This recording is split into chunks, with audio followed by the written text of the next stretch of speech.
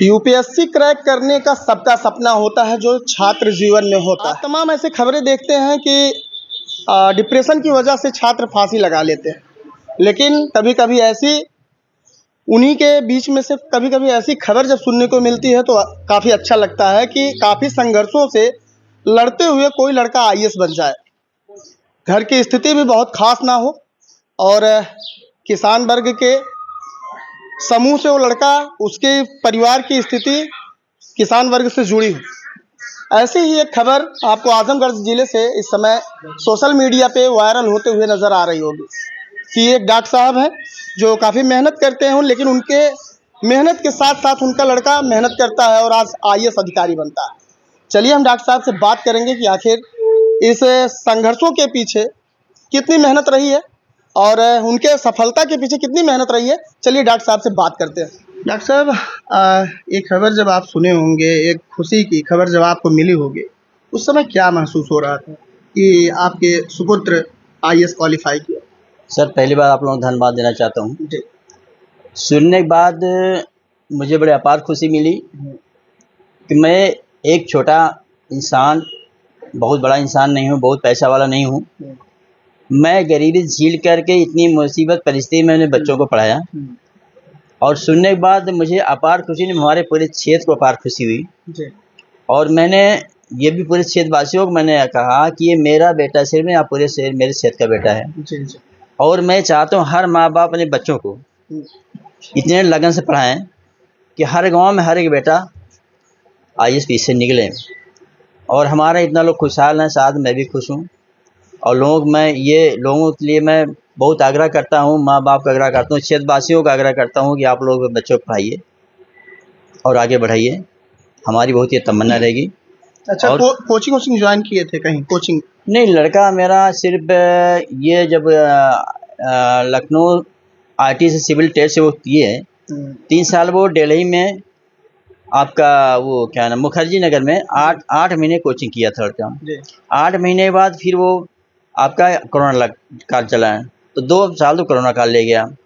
2 साल बाद लड़का वहाँ ऑनलाइन पढ़ाई चालू किया। तो 2 साल ऑनलाइन पढ़ाई करने के बाद वो लड़का जो पीसीएस, जो पहले चांस में पीसीएस निकला उसका 2022 में। 2022 निकला तो उन्हें ज्वाइन किया अकबरपुर खादी ग्राम उद्योग में मैनेजर पोस्ट ज्वाइन किया। उसके बाद उसके पहले आईटी निकलने के बाद उनकी नेवी निकला था, तो मैंने नेवी मना कर दिया, मुझे नेवी की नौकरी मुझे नहीं चाहिए बेटा, क्यों आईएएस बनो। उन्होंने कहा ठीक पापा, उसको इग्नोर कर दिया।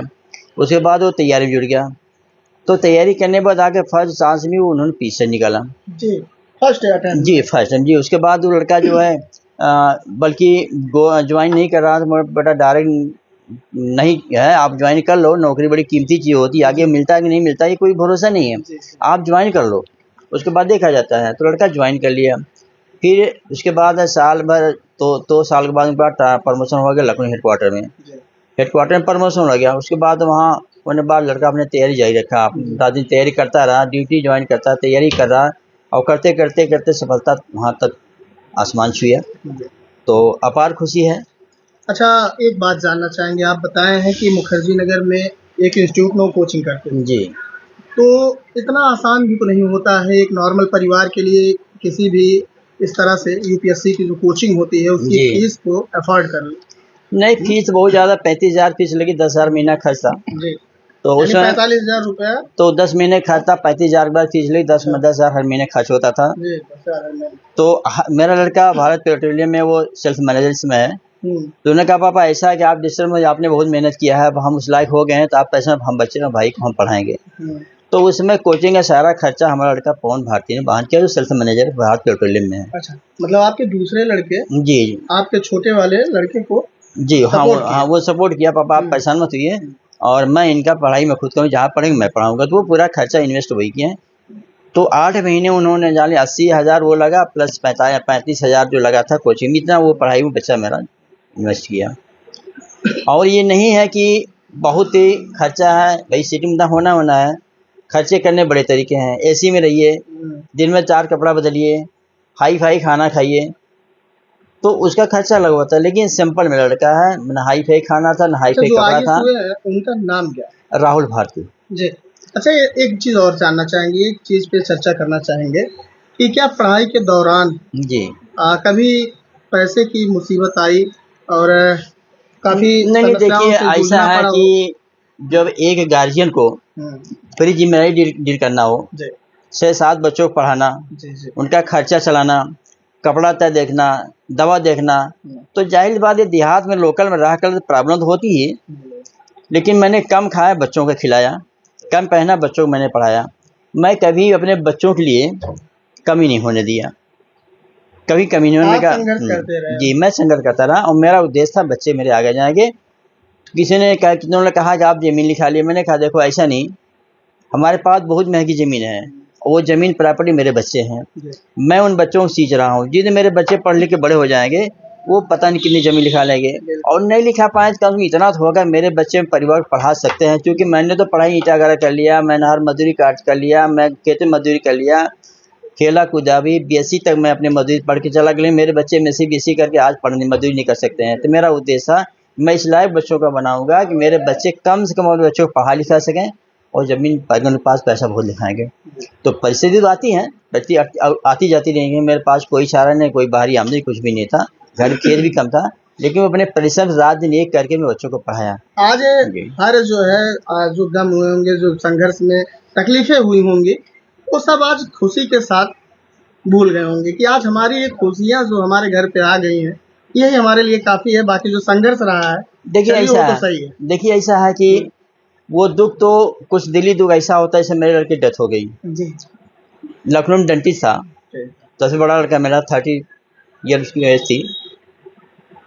और ये घटना जो घटी है, ये तो ज़िंदगी भर मेरा नासूर, ये तो घटना दुर्घटना कभी, ये दुःख मेरा कभी नहीं खत्म होने वाला। जी, हमको कितनी खुशी मिल जाए, हुँ, ये घटना घटने वाली, ये दुःख जाने वाला नहीं है, क्योंकि अपार ये घटना है, कष्ट की घटना है। जी। लेकिन फिलहाल खुशी तो है ही है, ये बात नहीं है, खुशी बहुत है, पूरा क्षेत्र खुश है, मैं भी खुश हूँ। परिवार का जब कोई सदस्य चला जाता है, जी, जी, तकलीफ़ तो वो ये तो तकलीफ़ रहती ही होती है, क्योंकि बहुत बड़ा नासूर मेरे बना, मेरा बड़ा लड़का मेरे से कंधे पे गया, तो बहुत महान कष्ट है। यूपीएससी का शौक भाई साहब को था आईएएस बनने का कि फिर नहीं, उसमें नहीं, आपका ही मन था? वो शुरू से मेरा लड़का जो है कि मैंने शुरू में कहा बेटा आप लोग मेडिकल में जाओ। हुँ, मैं मेडिकल में, मेरा लड़का बोला पापा आप इतना मेहनत करते हो, हुँ, रात दिन इतना परिश्रम करते हो, रात दिन जागते हो, रात दिन खाना नहीं खाते हो, रात दिन नींद हराम कर देते हो, हुँ, तो आपका कष्ट देखकर हमको ये डर होता है कि पापा इतना कोई कष्ट सह नहीं पाएगा, हुँ, इसलिए हम लोग ज़्यादा सिविल में जाएँगे। अच्छा। तो लड़का मैथ में, फिज़िक्स में बहुत टैलेंट लड़का मेरा था, हुँ, केमिस्ट्री फिर बहुत टैलेंट था, वो ज़्यादा दिमाग उनका चला गया, जी, तो मेडिकल दिमाग हमेशा ही बच्चों का हट गया। जी, उन्होंने कहा हम लोग मेडिकल नहीं जाएँगे पापा, हम लोग आईएएस पीसीएस बनेंगे। मैंने कहा बेटा ठीक है, आप लोग जैसी इच्छा हो, आप लोग इच्छा पूरी करिए, मैं आपका पूरी मेहनत करूँ, पूरा मदद करूँ, पूरे तन मन धन से आपको पढ़ाऊँगा। मेरी ये तमन्ना रही। बाबा साहब अम्बेडकर ने कहा था कि शिक्षा वह शेरनी का दूध होता है, जो पीता है वही दहाड़ता है। आप समझ सकते हैं कि इतनी मजबूरियों को झेलते हुए एक पिता अपने बच्चों के भविष्य पर ध्यान देते हैं, उनकी शिक्षा पे ध्यान देते हैं और आज रिजल्ट आपके सामने। इन्होंने क्या कुछ कहा, आपने सुना भी। और बहुत से ऐसे महापुरुष हैं जिन्होंने आपको निर्देश दिए हैं, बताए भी हैं कि किस तरह से बच्चों को पढ़ाना है। आधी रोटी कम खाइए, बर्तन ना हो तो हाथ पे खाइए, लेकिन बच्चों को पढ़ाइए। और एक पिता को काफ़ी खुशी होती है जब उनका पुत्र सफल हो जाता है। बाकी किसी नेक्स्ट वीडियो में आपसे मिलते हैं। आशीष चौधरी के साथ कैमरामैन संतोष। जय हिंद।